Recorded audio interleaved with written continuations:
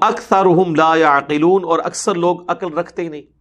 وَإِذَا قِيلَ لَهُمْ، اور یہ جو عقل استعمال نہیں کرتے، جو بیوقوف لوگ ہیں، جو عقل سے پیدل لوگ ہیں، ان کی سب سے بڑی نشانی قرآن حکیم میں جگہ جگہ یہی بیان ہوئی ہے. جب ان سے کہا جاتا ہے تَعَالَوْا إِلَىٰ مَا أَنزَلَ اللَّهُ وَإِلَى الرَّسُولِ، کہ آؤ اس بات کی طرف جو اللہ نے نازل کی ہے، یعنی قرآن، وَإِلَى الرَّسُولِ، اور رسول اللہ کے قدموں میں حاضر ہو، ان سے دین سیکھو. تو یہ تو کہتے ہیں ہم باپوں کے پیچھے چلیں گے، اپنے بزرگوں کے پیچھے چلیں گے. قالوا حسبنا ما وجدنا علیہ آباءنا، وہ کہتے ہیں ہمیں وہی کافی ہے جس پہ ہم نے اپنے آباء و اجداد کو پایا ہے. ہم تو شروع سے ہی 11ویں دیتے آئے ہیں. ساڈے دادا جی تے ایتھے ہاتھ بندے سن، میرے ابا جی تے میلاد دے جلسے وچ اگے اگے ہوندے سن، میرے نانا جی تے پوری زندگی تبلیغی جماعت وچ رہے نے.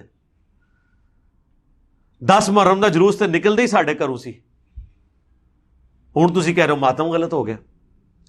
تو اللہ تعالیٰ فرماتا ہے جب انہیں اللہ کی نازل کردہ شریعت، کتاب اور پیغمبر کی طرف بلایا جاتا ہے، پیغمبروں کی تعلیمات کی طرف، تو وہ کہتے ہیں ہمیں وہی کافی ہے جو جس پہ ہم نے اپنے آباء و اجداد کو پایا. یعنی اگر میرے ماں باپ بریلوی تھے، دیوبندی تھے، اہل حدیث تھے، شیعہ تھے، تو میں نے اسی مسلک میں رہنا ہے.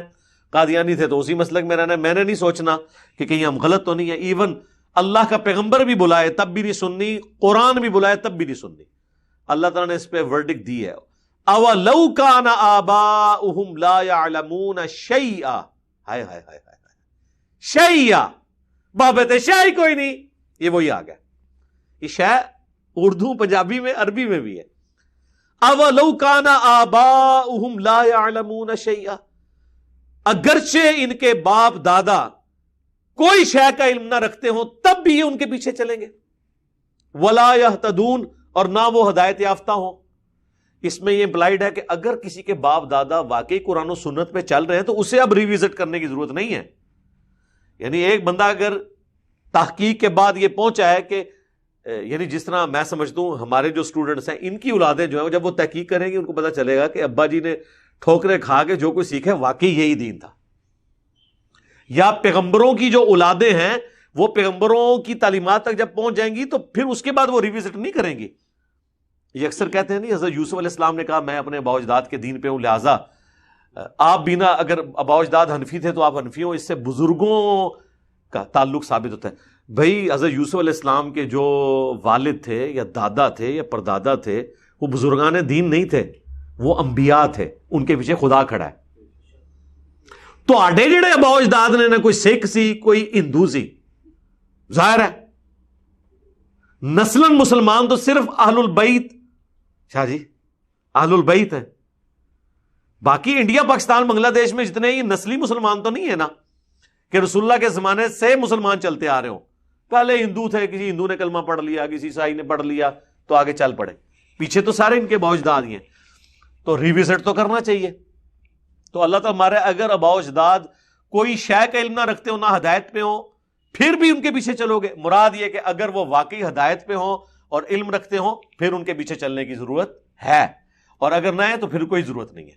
اور یہ دیکھ لیں اَوَلَوْ كَانَ آبَاؤُهُمْ لَا يَعْلَمُونَ شَيْئًا، بابت شَيْء کوئی نہیں. اگر کوئی وہ شے نہ ہون پھر بھی انہوں نے پیچھے ٹورو گے. کہتے ہیں نہیں قرآن و حدیث سے نعرے ثابت کریں. مارے تو سارے ہی نعرے قرآن و حدیث سے ثابت ہوتے ہیں. یہ بھی شیعہ والی ثابت ہو گیا نا. علمی کتابی تو میں نے آپ کو بتایا تھا، ایتونی بکتاب من قبل ھذا او اثارۃ من علم ان کنتم صادقین. اے نبی ان سے فرماؤ لاؤ میرے پاس کوئی کتاب اگر ہے اس قرآن کے نزول سے پہلے، یا انبیاء کے کوئی آثار ہوں، یعنی سنت، علم کے آثار،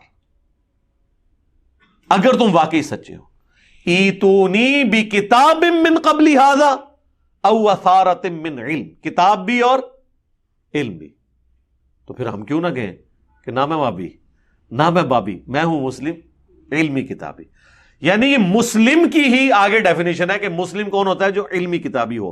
هو سماکم المسلمین من قبل وفی ھذا. ابراہیم علیہ السلام نے قرآن کے نزول سے پہلے تمہارا نام مسلم رکھ دیا تھا، اور اللہ نے بھی اس کتاب میں تمہارا نام مسلم انڈورس کر لیا.